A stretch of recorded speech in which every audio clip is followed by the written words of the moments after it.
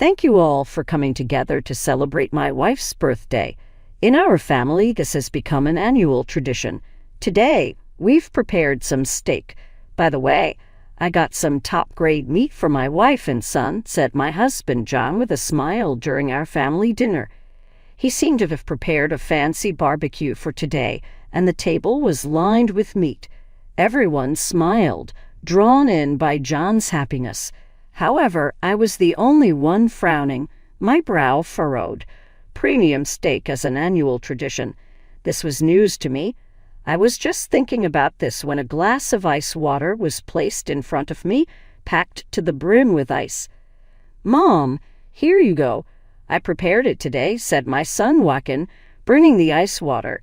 It looked like a perfectly normal scene, but the relatives had questions in their eyes. That's because Joaquin had purposely moved all the meat in front of me aside, made space, and placed the ice water there. Joaquin is such a good boy, preparing water for Mom. But if you move the meat, Mom can't eat, can she? Today is Mom's birthday, so Dad has prepared some really good meat. Joaquin, eat lots with Mom today, my in-laws said, addressing the lone glass of ice water in front of me. Looking puzzled, Joaquin said, "Huh, Mom always just has water on her birthday. That's normal. Dad always says so." None of the relatives could immediately understand what Joaquin said, but my husband's face clearly changed color. This single glass of ice water would lead to a lifetime of regret for him.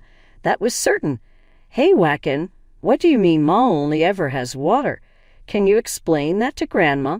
My mother-in-law asked amid the confused silence of the relatives.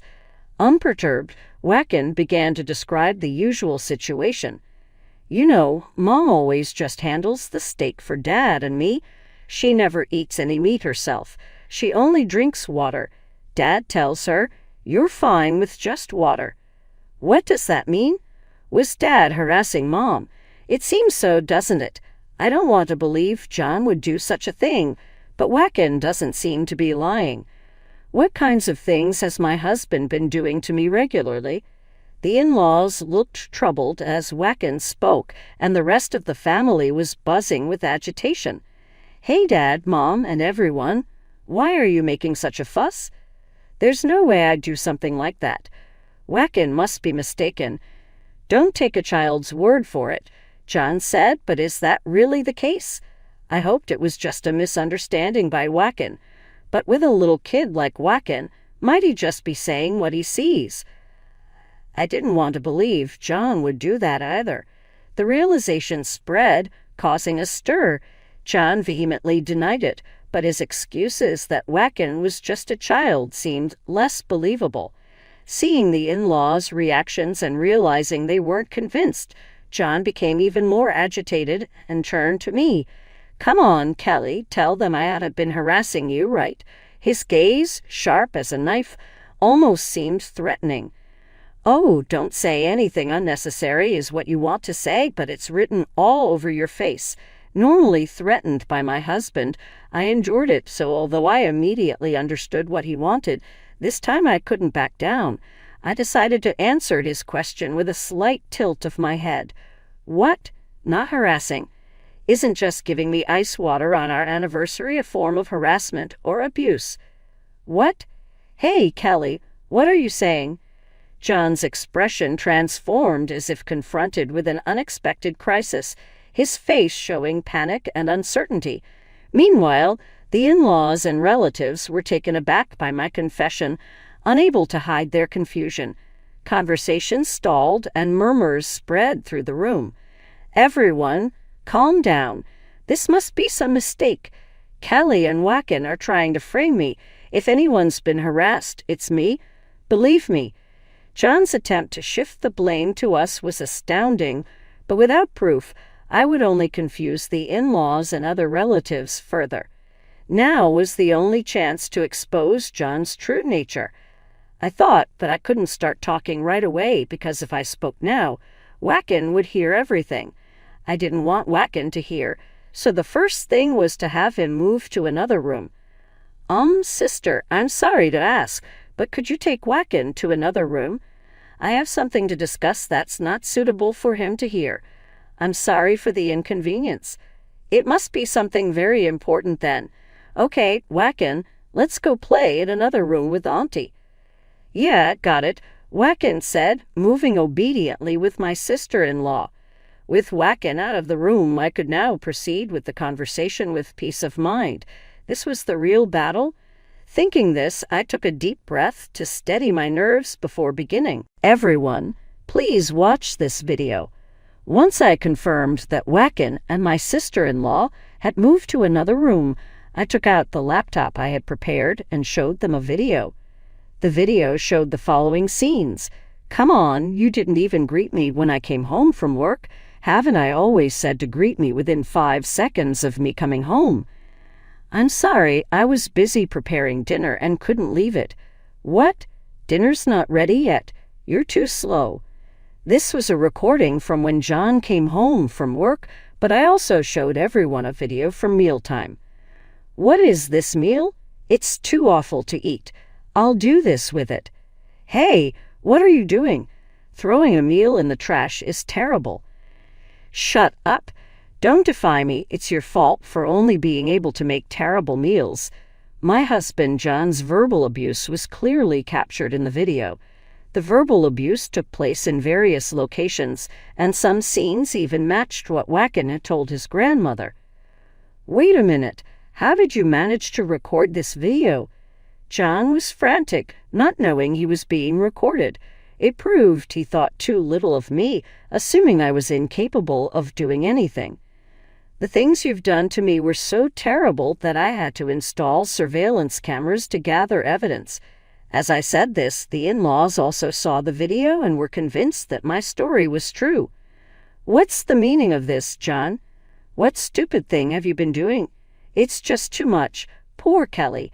Not only that, but you tried to deceive us too. They added, No, this isn't right. Dad, Mom, please calm down. That's right. Kelly is making all this up. John tried to excuse himself, but even at this point, he refused to admit the truth. His excuses weren't believable. The video was too convincing. It's unbelievable that Kelly would fabricate a video. What would she gain from that? Exactly as Dad says, and didn't it also show what Whacken was talking about just now? As the in-laws berated John, the other relatives chimed in with voices of agreement. Damn it, John said, realizing that nothing he said would make a difference. He hung his head in defeat. John, why would you do something like this? His father pressed. John, resigned, began to explain why he had been abusing me. I work for a major company and everyone there holds me in high regard. One day I was entrusted with a big task. John started. That's great, but what does that have to do with abusing Kelly? One of the in-laws asked. Although John's success at work was true, it had nothing to do with his harassment of me. The in-laws looked perplexed as they listened to him. Being expected to perform is fine, but it became too much. I began to feel unable to meet those expectations and was nearly crushed by the pressure. I understand that feeling. You should have talked it over with your colleagues. You're not doing the job alone. Someone said, if I did that, it would seem like I can't handle my job. I didn't want to be seen that way by others. Once I thought about it, I couldn't bring myself to discuss it, and the stress just built up. That's why I took it out on Kelly. She never talked back, and it started to feel good. John's stress built up due to his excessive pride, and because I didn't talk back, his behavior escalated. Just because your work isn't going well, you have no right to hurt Kelly. Another in-law scolded. Releasing stress is necessary, but the way you're doing it is all wrong. You're not just hurting Kelly, but Whacken too. You need to think about how your actions affect your family. That's right. Since you're married, Kelly would have listened to what's been going on with you. Acting so foolishly is truly pitiful, added another. With that, the in-laws scolded John, thinking of me and Whacken.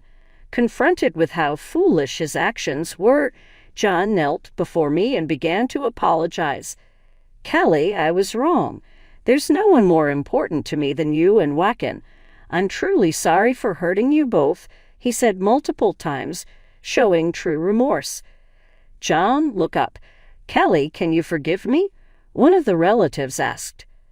As I spoke gently to John, he smiled briefly, but then froze, noticing something in my hand. What? That picture? Why do you have that? John's face turned pale as he looked closely at the photo. Mom, Dad, please look at this, I said, holding up a photo of an unknown woman and girl. What is this? Who are these people in the photo? Mom, do you know them? No, I don't know her. Kelly, can you tell us who these people are? They are John's other wife and his child. What? Are you serious? Does that mean John has been cheating? I can't believe this. John, maybe you should have given that premium meat to your other wife and your child, not me. No, Kelly, what are you talking about? Other wife and a child. You're saying some strange things. John desperately tried to laugh it off. The in-laws watched our interaction with stern faces and began to press John for the truth. John, tell us the truth. If this is true, it's unforgivable. Abusing your wife and then a secret wife and child? There's no taking that back. Dad, Mom, what are you talking about? I haven't cheated. Don't jump to conclusions just because of one photo. It was like when Wacken revealed the harassment. John thought he could make us believe it was all a misunderstanding. I needed to make it clear that he was gravely mistaken, so I played my next card. I don't just have one photo of the other wife and child. I have a whole collection. John, can you still deny your affairs after seeing these? Why do you have such photos? John held his head and muttered weakly when I handed them to him, thinking there was no way out. The photos were numerous, showing John happily dining at a stylish restaurant with his other wife, walking arm in arm through the streets, and playing in the park, looking like a real family. I had been suspecting John's infidelity for some time, so I hired a detective, but I never expected to gather this much evidence. Damn it, why did you suspect me of cheating? John must have thought he hadn't been acting suspiciously, confused about why he was caught. He was flustered. Of course, I had reasons for noticing something was off about him recently. John, you've been prioritizing work too much. What are you talking about? That can't be helped. Like I said earlier, I was assigned responsible tasks at work. That might be true, but you were canceling plans with me and Wacken too often. It was as if our plans never existed. That made me suspicious. If he had just valued his time with me and Wacken a little more, I wouldn't have suspected him of cheating and wouldn't have hired a detective. The surveillance cameras were initially installed to catch him cheating. John, you were always cheating while on business trips. That's why the surveillance couldn't catch the cheating, but it did catch your abuse, which was good enough. Damn it! How did it come to this? Everything that had happened was the result of the seeds he had sown. If he had considered what he had been doing all along, he might have realized sooner. But John hung his head as if to say this wasn't supposed to happen. So it really is true that you've been cheating. How much more do you need to hurt Kelly and Wacken before you're satisfied? One in-law asked. With so much evidence gathered, the in-laws and other relatives surrounded John, glaring at him. John, we are disowning you? That's okay with you, right, Mom? Yes, of course, Dad. You said it well. Of course, we should also get divorced. I'll be asking for alimony and child support, so be prepared, I said, following the in-laws. I declared my intention to divorce John. I thought maybe this would make him reflect a little and regret what he had done, but it seems my hopes were too optimistic. Oh, is that so? Then do whatever you like. I'll gladly leave, John said defiantly. Do you even understand what you're saying? I asked, shocked by his attitude. Unbelievably, John was still defiant. I originally intended to use Kelly as a housekeeper. She was quiet and obedient, which made her convenient and easy to manipulate. John confessed. So you only saw me that way? I hadn't expected such a blunt declaration, but strangely, I wasn't as shocked as I might have been. Perhaps I had already sensed John's feelings. Was every time you were nice to me in front of others just an act? I asked. Did you just realize that now? If I prepare top-quality meat for you in front of everyone, they'll think I'm a good husband. I thought you'd be easy to fool since you're so simple. John laughed wickedly. I was truly appalled by his change in demeanor. I plan to divorce Kelly and start over with my new family. I'll work hard for them and make sure I get ahead, John declared confidently. Enough already. How much more do you need to embarrass yourself in front of people? Listening to you is truly embarrassing. The in-laws shouted. The other relatives agreed, some even looking ready to physically confront John. Scary, scary. Say whatever you want. It doesn't bother me one bit. John sneered. He probably thought he could easily pay the alimony and child support and continue his life with his job, other wife, and secret child, but he didn't understand anything. To deliver the final blow, I decided to reveal a fact unknown to John. Unfortunately for you, John, things won't go your way. What are you talking about? Sore losing looks ugly on you, he retorted. It's not about losing. I know your other wife has been deceiving you. What? What are you talking about? What do you know about her? Didn't I tell you I had a detective investigate? It turns out she's been planning to take your money all along. That can't be true. John's complacent smile disappeared, replaced by flustered disbelief. When I met your other wife directly, she said, John is just an ATM. No, that's a lie. We even have a child together. John truly believed his other wife loved him and thought the girl born to them was his child, but there was a hidden fact about that girl John didn't know. That girl isn't your child, John. Your other wife has multiple men, and the child is one of theirs. Shut up. Don't make stuff up. She's not that kind of person. Who are you to say that? Despite neglecting me and Wacken, John still believed strongly in his other wife. In the end, both my husband and his other wife were just two peas in a pod. Why don't you just give up? John, you're being used for your money. How can I believe anything you say? Enough. I'll find out the truth from her, John said, taking out his smartphone to call his other wife. It's a lie, right? He muttered, but the number was not in service. Could it be that what Kelly said is true? I told you I've already looked into it, I said calmly. John struggled to accept the reality, repeatedly trying to call his other wife, but the results remained the same. The calls didn't go through. Damn, the phone won't connect. Looks like I'll have to find her myself. John, wait. It's dangerous to do that. What now? What's so dangerous? Didn't I say your other wife is involved with multiple men? Some of them are dangerous. If they find out, you could be targeted. What? What am I supposed to do then? By this point, John had stopped doubting me. He was trembling in fear, realizing he might be targeted. They might even come to your company. That's bad. The company can't get involved. Come on, Kelly. Help me out. We're married, aren't we? John seemed to finally understand the gravity of the situation and was now asking for my help. But no matter how much he pleaded, I had no intention to assist him. We're getting divorced, so we'll be ex-spouses soon. I have no intention of helping you after you've deceived me, your parents, and all our relatives for so long. And above all, I can't forgive you for hurting Wacken. That's so cold. Dad, Mom, anyone, please, I'm begging you. John pleaded desperately with his in-laws and relatives, but his words reached no one. After looking at each other, his father-in-law firmly told him, I don't know anything about it. I've disowned you.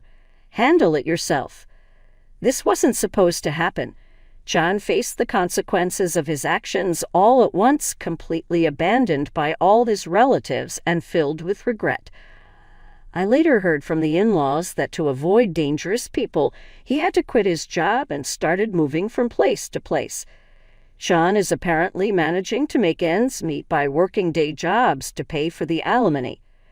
As for me, I received offers of help from my in-laws and relatives. Hey, Callie, I want to introduce you to a job that would be perfect for you. Would you consider working there? I think it's a good opportunity for you. Thank you so much, but I want to find a job on my own for Wacken's sake too and do my best. After divorcing John, I decided to take a job and raise Wacken. I truly appreciate their kindness, but I can't rely solely on their generosity. I want to do my best on my own for Wacken's sake.